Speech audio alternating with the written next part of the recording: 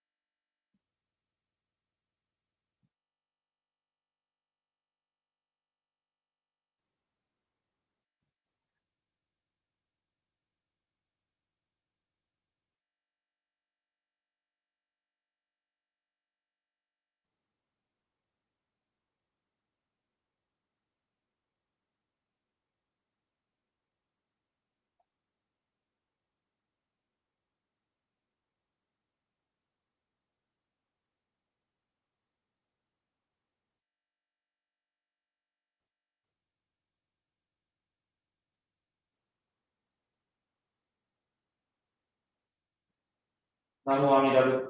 南無妙法。南無阿弥陀仏。南無妙法。南無阿弥陀仏。南無。南無阿弥陀仏。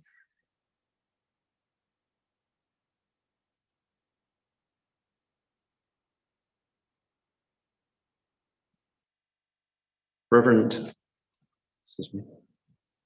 Reverend Hayashi will now conduct a special ritual. Following the ritual, we will chant the Shoshinge, which is found on page 63 in the service book.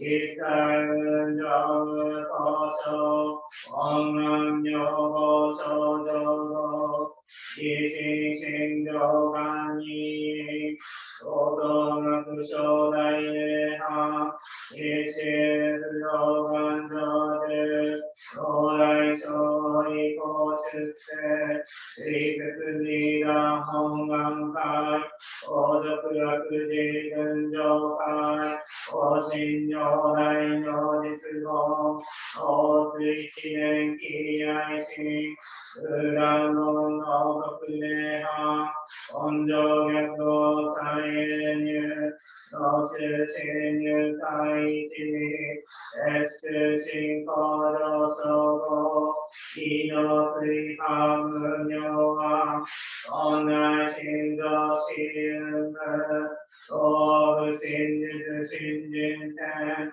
異名に幸福運部運部資源上手は百人権兄弟狂気国王超絶合悪臭一切全幕本部に本心如来偶霊が不言高大小芸者人形分なり権利が特本願念部他見教満なく宗教営業十字人理な安中士南昔インド祭典四四芸中三人地キシ構想現代諸公聖書意農業大本税予期高領大領がせ一種公明南天寺十大自主統制苦労大ハウル権演説大公務情報交換議事小安ら天智南行苦毒人形異業資料ら国年に打仏音が地権総福寺有陸上水の上昇如来語応報大偶霊よ天神菩薩道論説異名無で公如来永州ただ天神寺大勢王朝大聖が大四願力へと異道群上昇一心因入六大崩壊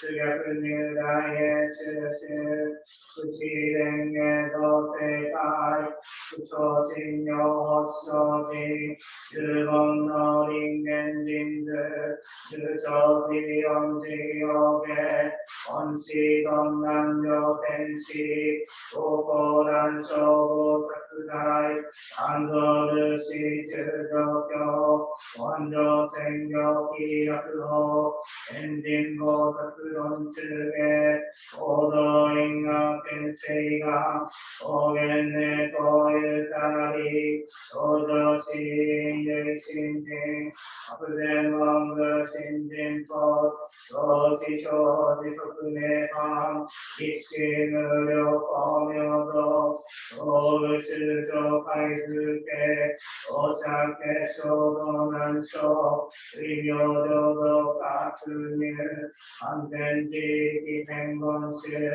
円満特合感染症三不三神経音言動物放熱動非一生道楽地流で慰安如来称名化天の無毒の不祥意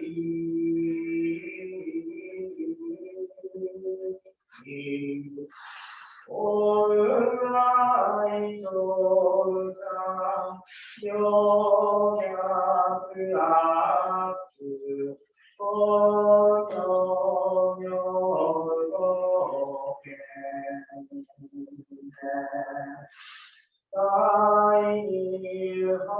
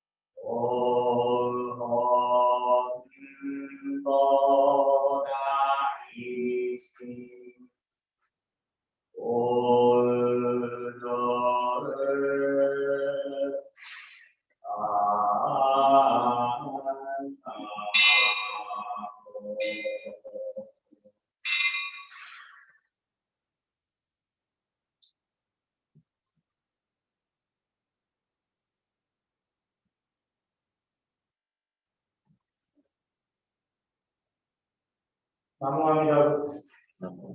Namo Amida Butsu. Namo Amida Butsu.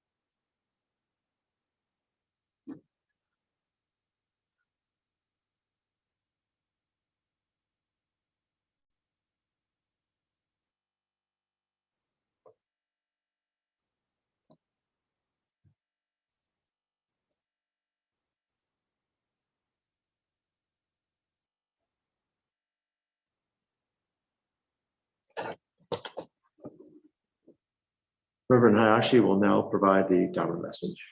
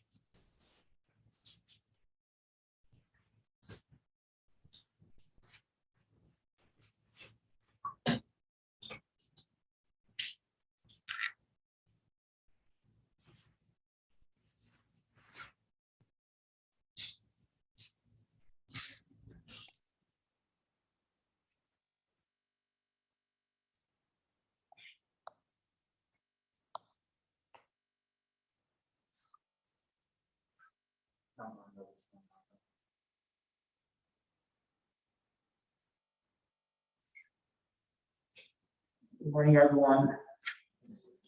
Welcome to our special observance. It's called Honko.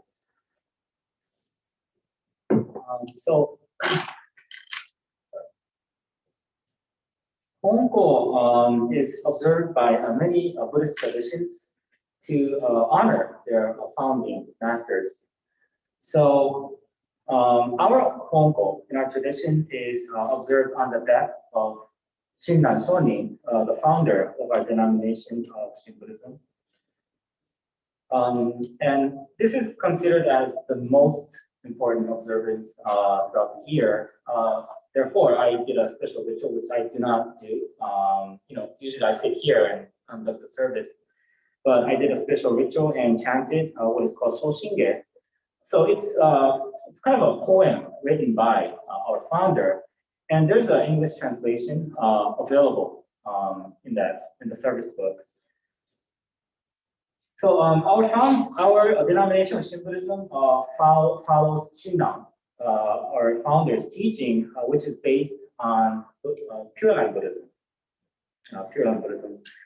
As you may know, Buddhism has many paths. So there's Pure Land Buddhism, there's Zen Buddhism, there's esoteric Buddhism, there's Tendai Buddhism, there's Tibetan Buddhism, and so on and so forth. So the reason why there are many paths in Buddhism, and not just one, is because when the historical Buddha, Shakyamuni, tried to teach the truth to which he awakened, he realized that the listeners, his followers, had different knowledge, different capability, and different needs. So he expressed the truth in many different ways, so everyone can engage with the truth.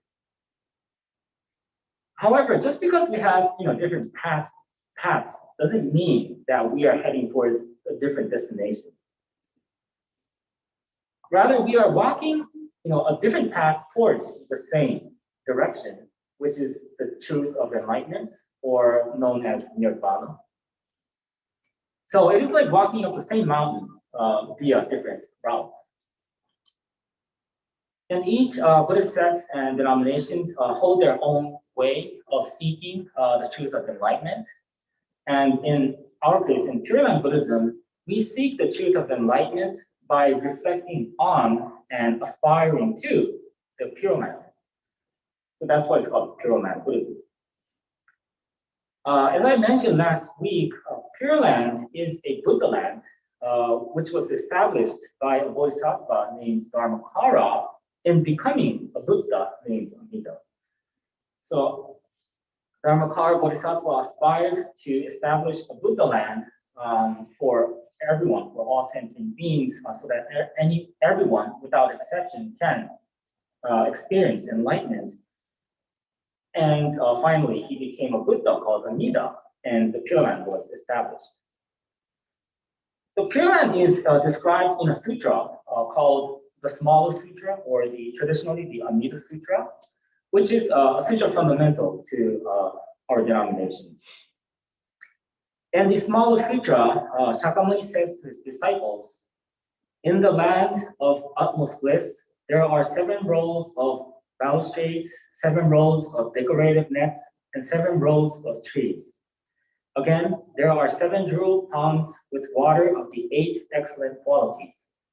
In those ponds, there are lotus flowers, large as chariot wheels, which are blue colored with blue splendor, yellow colored with yellow splendor, red colored with red splendor, white colored with white splendor, and they are all the most excellent and purely fragrant. So in this paragraph, Shakyamuni expresses the pure adornments of Pure Land. But if you take this description literally, it sounds much like a paradise, full of glory, luxury, and pleasure. But a person named Tan Nuang, the 4th of the 7 patriarchs revered in Shin Buddhism, said that Pure Land is not a fictional world that projects human desire. Therefore, in his commentary on the treatise of Pure Land, he says, those who seek to fulfill their greed in Pure Land will never be born there. Another person named Vasubandhu, which is the 2nd of the 7 patriarchs in Shin Buddhism, insists that the pure adornments of Pure Land are meant to awaken an aspiration within us to live a life that seeks the truth. This also meant that reflecting on the world of purity is to realize how our world is full of falsehood. Shinran, our founder, also had the same idea. Shinran recognized how our world was full of selfishness, ignorance, and attachments. He referred to our world as defiled land as opposed to pure land. The late Reverend Jitsu and Kakehashi, the highest scholar in Shin Buddhism, said that it is crucial to perceive our world's defilements to understand Shinran's teaching. However, he also points out that Shinran's view of this world is not unique only to him. In fact, it is fundamental to Buddhism as a whole. For example, Prince Shotoku, who actively brought Buddhism from China into Japan, said, "This world is full of false, only Buddha is true." The great Taita master Chidi in China said in his notes on the Lotus Sutra, "Those who live in this world must live with the suffering and distress created by the numerous blind desires, such as the 3 poisons, greed, hatred, and ignorance. Therefore, it is called the world of endurance." So too, Shakyamuni Buddha taught in the Four Noble Truths that life is full of suffering, and described this world as a house caught on fire in the parable of burning house. However, we must be careful that this does not mean that our world is hopeless, so we should just die and leave. Reverend Dr. Ichiraku, another Buddhist scholar, says people start to hold dangerous thoughts when they think our world is completely bad and worthless. He says, this is not what Buddhism is about. And he continues, Buddha wants us to realize how painful it is to live a life driven by our selfish values. Buddha tries to awaken each and every one of us to our own reality by showing us the purity of Pure Land and having us aspire to it. Therefore, the issue is not this world, but each and every one of our behaviors. According to Reverend Kakehashi, Vasubandhu says that by reflecting on Pure Land purity, we gain wisdom that can see what is true and real. When we gain such wisdom within us, we unavoidably recognize our faults and grievous behaviors. And as we come to look back at our thoughts and behaviors, we understand how we should live best. That is to say, Pure Land is the source of our wisdom that transforms our self-centered life towards Buddha-centered life. Let me use an example of the adornments of Pure Land to illustrate this idea. As I quoted at the beginning, in the smallest sutra, it is stated, in the Pure Land there are ponds, and there are lotus flowers in those ponds, large as shattered wheels, which are blue colored with blue splendor, yellow colored with yellow splendor, red colored with red splendor, white colored with white splendor, and they are all the most excellent and purity fragrant. This portion is a well-known section of the Small Sutra that many Shin Buddhist ministers refer to. And this paragraph shows how everything in nature is as it is in Pure Land. That is to say, conflict occurs when the blue flower tries to make the red flower blue, and the red flower tries to make the blue flower red, and the yellow flower tries to make the white color yellow, and the opposite. When we look at the world today, precisely this is the case. We tend to think that our justice is true justice, and our right is the only right. And we want others to accept what we believe without ever thinking that they might believe that their justice is the true justice and their right is the only right. As thinking beings, we can empathize with those we oppose and understand that they are as human as we are. But problem is, we often fail to do so. It is because of our unawareness. The wisdom gained through reflecting on the lotuses in Pure Land helps us build awareness of how we usually see things. Then the awareness motivates us to see others and the world differently, such that everything and everyone in this world has its own beauty, like the different colors of lotus flowers shining in their own beautiful way. So in this way, by reflecting on Pure Land's adornments, we realize our untruthfulness and awaken to an aspiration within us to seek the truth and live up to that truth. Thus, we come to understand what it means to live truthfully. In this sense, Pure Land is not something someplace else waiting for us to reach it, but is working on us here and now. Indeed, Pure Land is illuminating each and every one of us right here. Please join me in Gasho. By reciting the Nimbutsu Namo Amida Butsu, we are reminded what makes our individual lives even more meaningful, and we are also reminded the Dharma in times of need. Namo Amida Butsu. Namo Amida Butsu. Namo Amida Butsu. Namo.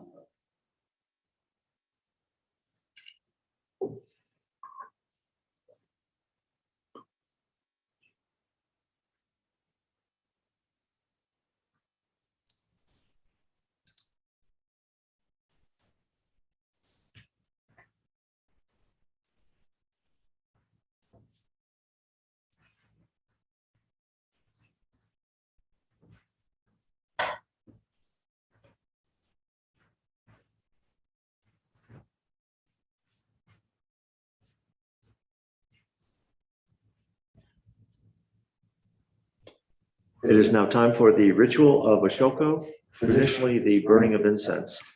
This is a time to quietly contemplate and reflect on the impermanence of life. Due to the interim policies of the board and the influence of the COVID virus, incense burning is not being allowed as it would involve the handling of incense pieces and would result in smoke. We invite you to come forward to the front table and offer gasho. And should you wish, place any dana, which is our offering of gratitude to the Buddha, Dharma, Sangha, on the table. Please approach mindfully with safe distancing. Once finished, please return to your seats via the side aisles.